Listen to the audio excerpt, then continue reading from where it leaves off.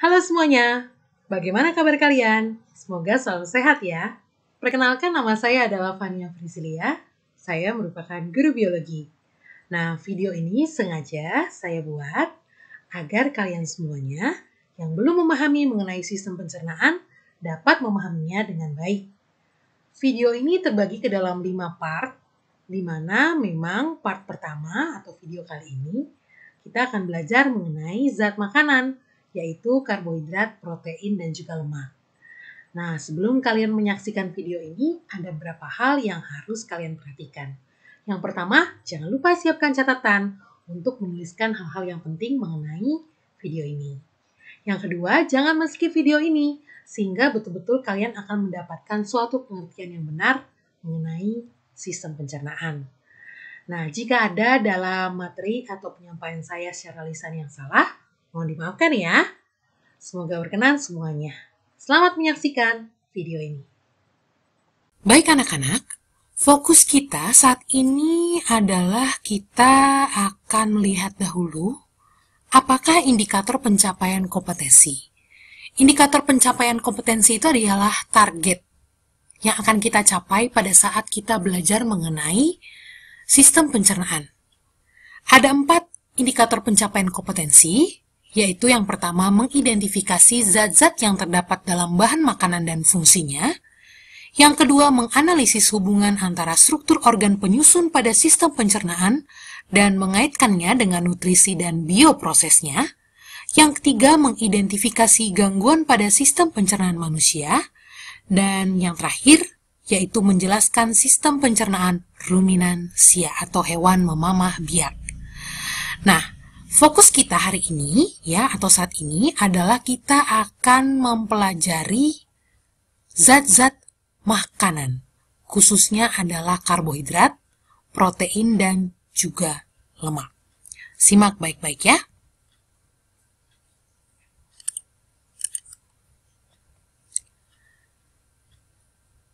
Zat makanan, ya. Kalau kita bertanya zat makanan, makanan itu apa sih sebenarnya? Apa sih yang kita makan? Mungkin kamu sudah tahu ya. Kamu pernah melihat yang namanya piramida ini adalah gizi seimbang. Ya, ini adalah ganti dari 4 sehat 5 sempurna, di mana dalam makanan kita itu harus terkandung yang namanya karbohidrat, ada protein, ada lemak, ya. Kemudian tentu saja ada porsi sayur-sayuran dan buah-buahan, ya, itu berarti dalamnya terkandung vitamin dan juga mineral, dan jangan lupa air. Nah, kita lihat, berdasarkan kuantitasnya atau jumlahnya, yang namanya zat makanan atau nutrien atau nutrisi itu terbagi 2, ada yang namanya nutrien makro, ada yang namanya nutrien mikro, ya. Nutrien makro, apa itu nutrien makro? Nutrien makro itu merupakan zat makanan yang diperlukan tubuh dalam jumlah yang besar. Nah, meliputi karbohidrat, lemak, protein, dan juga air. Mengapa air dimasukkan di sini? Karena air itu adalah pengaktif enzim-enzim, apalagi enzim pencernaan, pelarut zat makanan, dan juga digunakan untuk pengangkutan zat-zat lainnya. Kamu bisa bayangkan mungkin kalau kamu nggak makan ya 3 hari masih kuat ya. Tapi kalau kamu tidak minum 1 hari saja, aduh kamu dehidrasi, semuanya kering, bibir pecah-pecah, dan lain sebagainya. Nah itu adalah zat makanan yang makro. Bagaimana dengan nutrien mikro? Itu merupakan zat makanan yang diperlukan tubuh dalam jumlah sedikit. Walaupun dikatakan sedikit, tapi dia memiliki fungsi yang sangat-sangat penting ya. Yang termasuk ke dalam nutrien mikro itu adalah vitamin dan juga mineral. Nah, apa saja fungsi dari nutrien atau zat makanan ini bagi kita? Yang pertama adalah sebagai penghasil energi. Ya, jelas ya, energi atau tenaga. Artinya makanan itu dapat menyediakan energi untuk berbagai aktivitas tubuh. Nah, zat makanan yang berperan dalam menghasilkan energi itu adalah karbohidrat, lemak, dan juga protein. Yang kedua adalah sebagai pembangun. Nah, artinya makanan di sini dia membangun atau memperbaiki jaringan-jaringan tubuh yang rusak. Nah, yang termasuk itu adalah protein. Yang ketiga adalah pengatur tubuh. Nah, sebagai pengatur di sini berarti dia pengatur proses-proses yang berlangsung di dalam tubuh. Ya.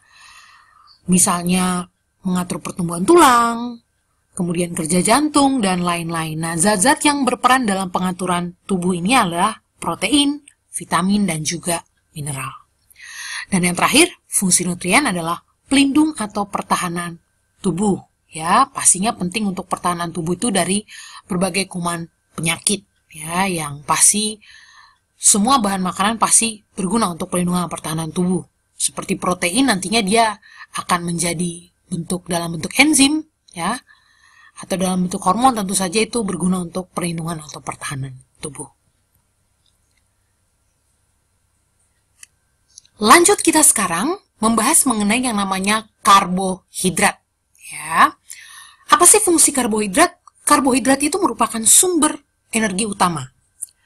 Pada beberapa organ tubuh, ya, tentu saja sangat penting sekali karena dia yang namanya karbohidrat ini sangat bergantung sekali kepada gula, ya, karena gula itu dia menghasilkan 4,1 kilokalori.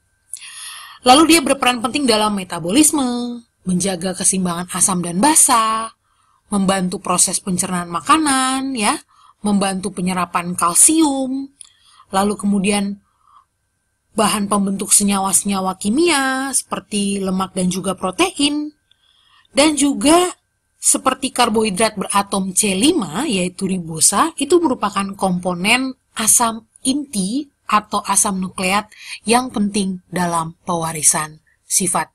Nah, kamu bisa lihat itu ada gambar struktur dari molekul karbohidrat di mana dia ada atom hidrogen, karbon, dan juga oksigen.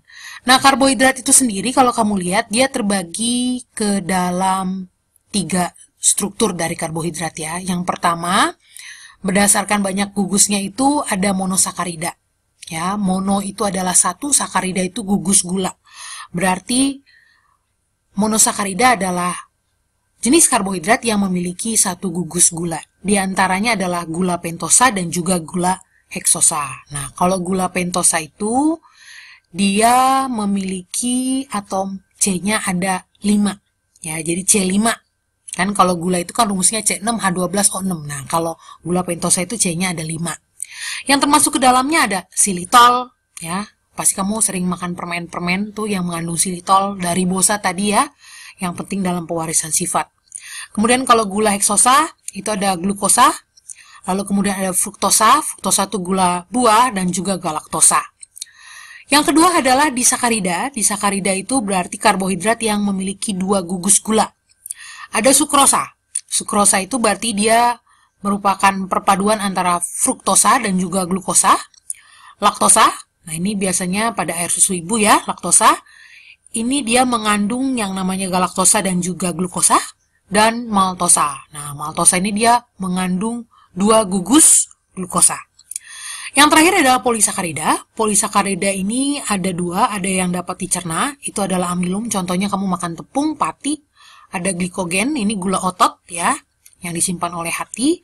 Lalu kemudian yang tidak dapat dicerna itu adalah pektin dan juga selulosa. Ya, ini yang biasanya ada pada rumput ya, makanya kita tidak makan rumput. Sudah saya katakan tadi 1 gram glukosa itu mengandung 4,1 kilokalori.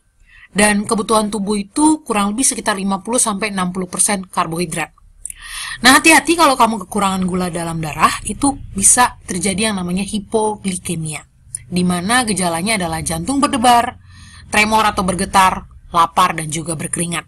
Sedangkan kalau kelebihan gula dalam darah, bisa terjadi yang namanya hiperglikemia, di mana gejalanya rasa haus, sering buang air kecil, lelah, dan juga pandangan kabur.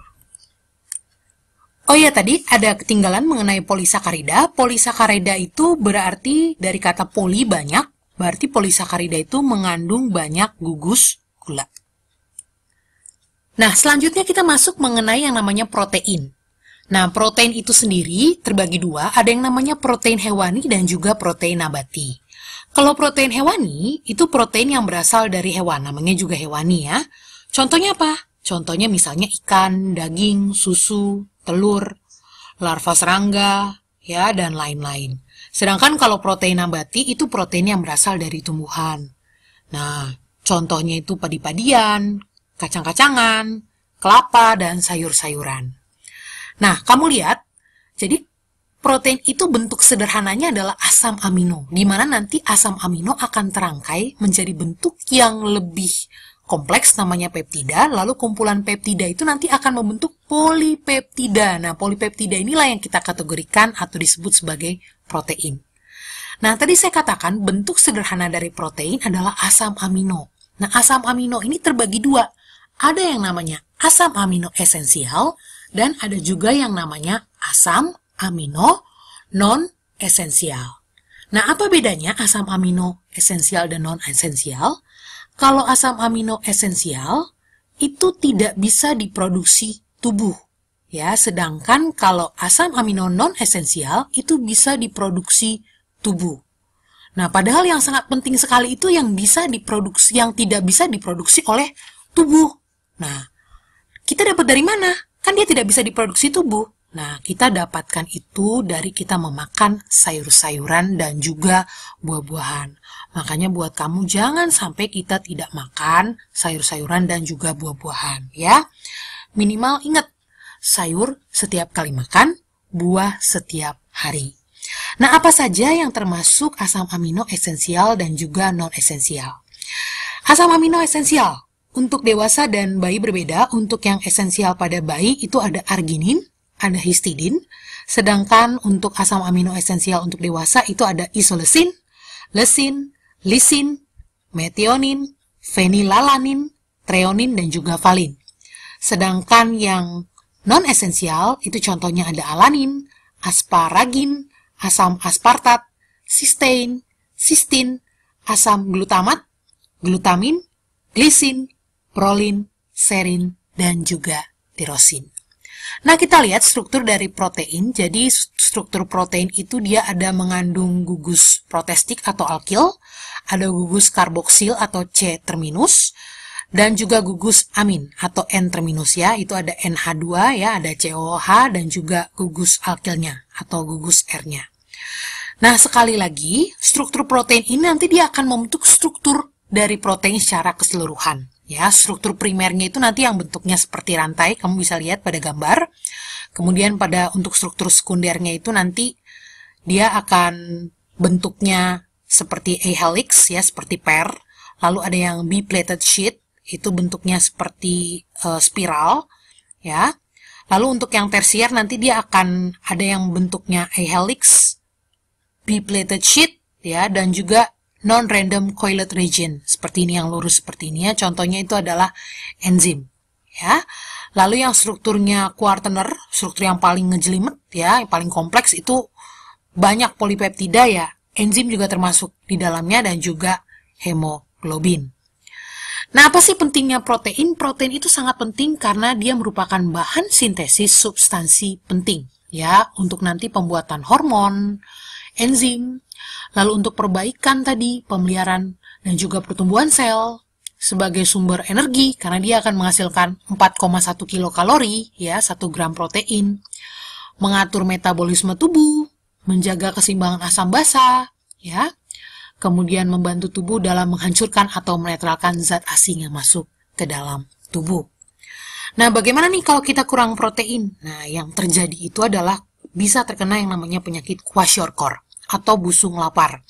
Ini negara-negara ketiga, seperti contoh Afrika, banyak sekali, ya, anak-anak yang kekurangan protein. Nanti kalau kamu lihat, tubuhnya itu akan sangat-sangat kurus sekali. Tapi perutnya kembung, ya.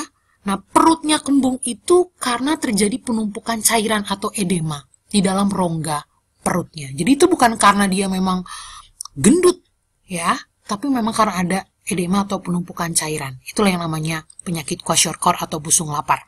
Bagaimana kalau kelebihan protein? Nah, itu bisa terjadi yang namanya penumpukan keton. Nah, keton itu adalah hasil dari metabolisme protein, ya, dimana kalau dia nanti bertumpuk tidak dikeluarkan, itu dapat membahayakan ginjal. Jumlahnya berlebihan pun bisa membahayakan ginjal. Nah, yang terakhir kita akan membahas mengenai lemak atau lipid. atau kita sebut juga triglyceride, ya. Lemak atau lipid ini ada yang hewani, ada yang nabati. Ya, sama seperti tadi protein, kalau lemak hewani berarti dia lemak yang berasal dari hewan. Apa contohnya? Ada daging, ada telur, ada susu, ikan, dan lain-lain. Sementara kalau lemak nabati itu berarti lemak yang berasal dari tumbuh-tumbuhan. Contohnya ada kedelai, kacang tanah, minyak kelapa, ya, minyak kelapa sawit, kelapa, dan juga lain sebagainya. Nah, apa sih fungsi lemak?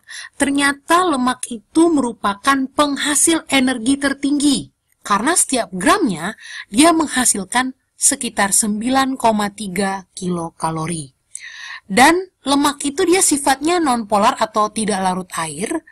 Dan dia juga sebagai pelarut vitamin A, D, E, dan K. Gampangnya ngingetnya AD, gitu aja, ya.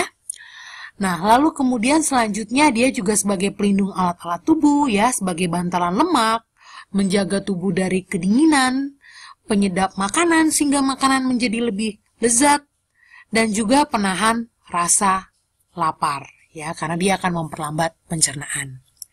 Nah, jadi yang namanya lemak atau tadi saya katakan lipid atau triglyceride itu, dia strukturnya itu kalau kamu lihat nantinya merupakan gabungan dari 1 gliserol dan juga 3 asam lemak.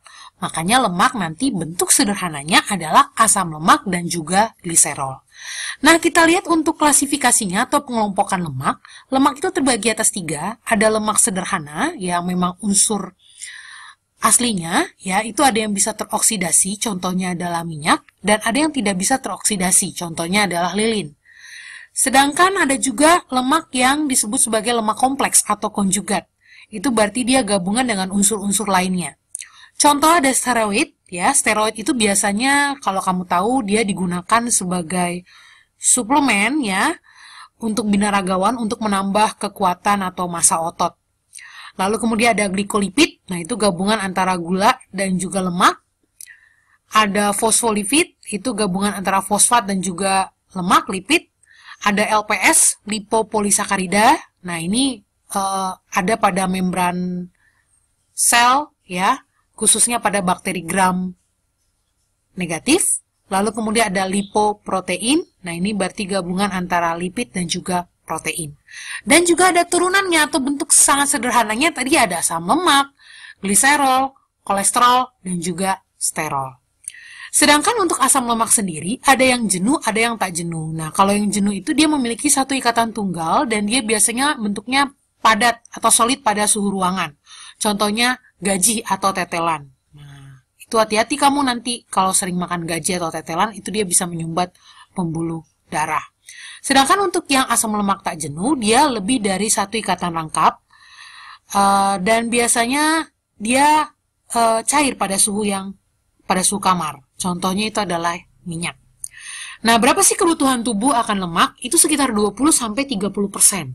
Ya, bagaimana kalau kita kekurangan lemak? Ya, tadi terganggu penyerapan vitamin A, D, E, dan juga K. Bagaimana kalau kita kelebihan lemak? Nah, itu nanti akan menyebabkan penyakit-penyakit tidak menular. Di antaranya ada hipertensi atau darah tinggi, ada obesitas karena lemak itu kan disimpan di bawah kulit, ya.